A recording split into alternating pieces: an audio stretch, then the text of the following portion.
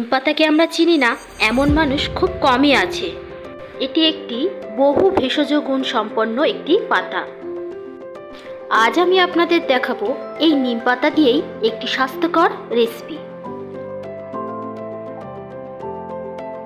চলুন তাহলে দেখে নেওয়া যাক এই রান্নাটা করতে আমাদের কি কি প্রয়োজন।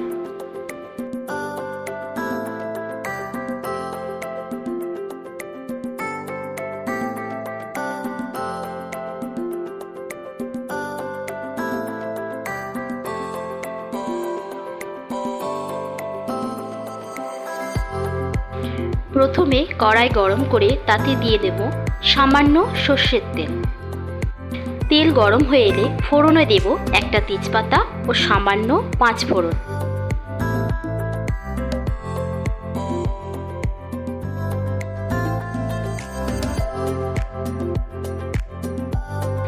এরপর তাতে দিয়ে দেব 2 ছড়া নিম পাতা।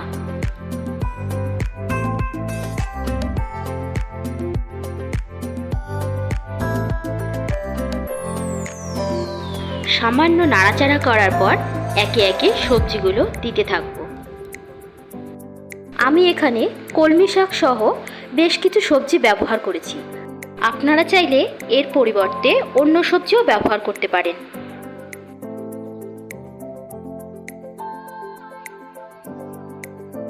একে একে সমস্ত সবজি দিয়ে নাড়াচাড়া করে নেব।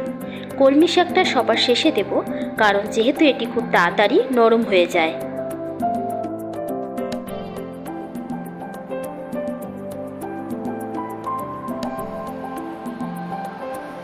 এটি যেহেতু একটি খুব স্বাস্থ্যকর খাবার, তাই সবজিগুলো বেশি ভাজার প্রয়োজন নেই। সব শেষে দিয়ে দেব কলমি শাক, দিয়ে কিছুক্ষণ নাড়াচাড়া করে নেব।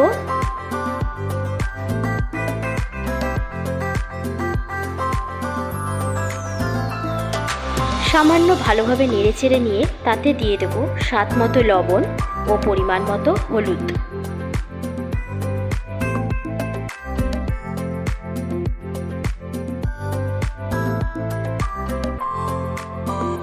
নুন ও হলুদ সবজির সাথে ভালোভাবে মিশে গেলে তাতে দিয়ে দেব পরিমাণ মতো জল। এরপর ঢাকা দিয়ে সবজিটাকে মিনিট 5 জন্য সিদ্ধ হতে দেব।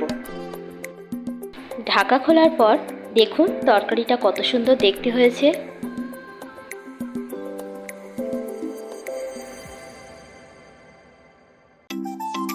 আর দেখুন সবজিগুলোও পারফেক্টলি সিদ্ধ হয়ে গেছে। এরপর তরকারিটা নামাবার আগে তাতে দিয়ে দেব সামান্য পরিমাণে ঘি ও রোস্টেড রাঁধুনি বা চন্দনী গুঁড়ো। ভালোভাবে মিশিয়ে নেওয়ার পর তরকারি নামাবার জন্য রেডি।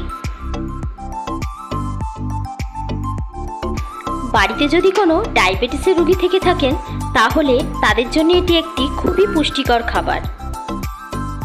এছাড়াও এই খাবারটা জ্বরের মুখে খেলে মুখে রুচি ফেরায়। বাড়ির ছোটদের পেটে যদি কৃমির সমস্যা থেকে থাকে, তাহলে তাদের জন্য এটি একটি খুবই উপকারী খাবার, যেটা আমি আমার বাচ্চাকে খাইয়ে থাকি।